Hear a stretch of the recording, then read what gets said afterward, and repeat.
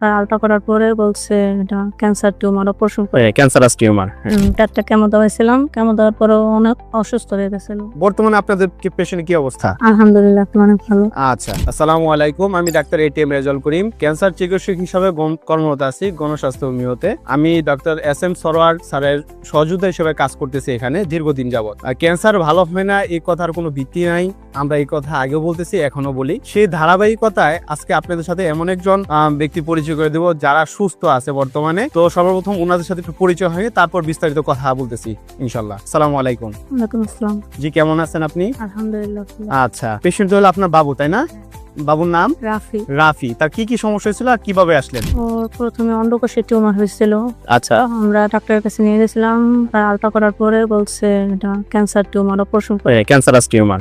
আমরা অপারেশন করছি, অপারেশন করার পরে পরীক্ষা করার পরে ক্যান্সার ধরা পড়ছে। ও বলছিল কেমো দিতে, চারটা কেমো দেওয়াইছিলাম, কেমো দেওয়ার পরে অনেক অসুস্থ হয়ে গেছিল।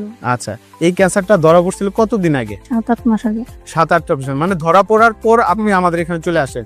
তো মাঝখানে অপারেশন করেছেন এটা কতদিন আগে? এটাই আপনাদের ওষুধ খাওয়ানোর 1 মাস আগে। আমাদের ওষুধ খাওয়ানোর 1 মাস আগে আপনার অপারেশন করছেন। এর আগে যে কেমো দিলেন, কেমো দেওয়ার পর কি অবস্থা ছিল?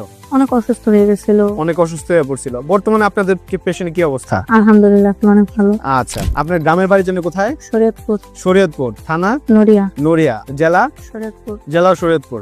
আপনার হাজবেন্ডের নাম, মানে বাবুর বাবার নাম আর কি? আরিফ হোসেন।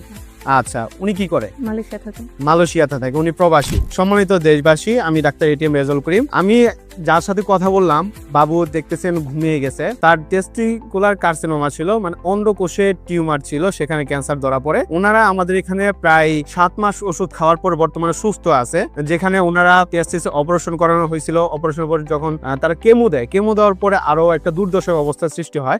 সেখান থেকে বর্তমানে ওনারা যে রিপোর্ট করে নিয়ে আসছে, রিপোর্টগুলো সম্পূর্ণভাবে আলহামদুলিল্লাহ ভালো আছে, আপনারা দেখতে পারেন। সেই সাথে সাথে ওনার পরিচয়, ঠিকানা আমরা সবকিছু বললাম, আবার আমরা জেনে নিব ইনশাল্লাহ।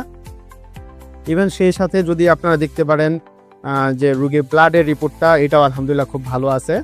বিশেষ করে আপনারা যদি আমাদের চেম্বারে আসেন, আমরা প্রায় 40 জন ডাক্তার এখানে নিয়োজিত আছি। সেই সাথে আমাদের মেডিসিন সেকশন আলাদা, আমাদের সামারি সেকশন আলাদা, এবং আমাদের সাথে বর্তমানে ডাক্তার সহ বিএচএমএস ডাক্তার আছে এবং সরকারি হোমিও ডাক্তাররাও আছে। তো আমাদের সাথে যারা কাজ করতে সবাই খুব অভিজ্ঞ ব্যক্তি। বিশেষ করে আমাদের doctor S M Sarwar sir, উনি খুবই অভিজ্ঞ ব্যক্তি। প্রায় 27 বছর যাবত এই ক্যান্সারের উপরে গবেষণা করে যে সকল মেডিসিন প্রয়োগ করে, সেগুলো রোগীর সিমটমস ওয়াইজ ভিত্তিক প্রেসক্রাইব করা হয়, যা আর একটা রোগীর জন্য খুবই সুইটেবল ভাবে কাজ করে। আপনারা আসেন, আমাদের সাথে যোগাযোগ করেন, ইনশাল্লাহ আপনাদের রোগ নিয়ে কোনো ভয় নাই। সুস্থ করার একমাত্র আল্লাহ তাআলা। আসসালামু আলাইকুম।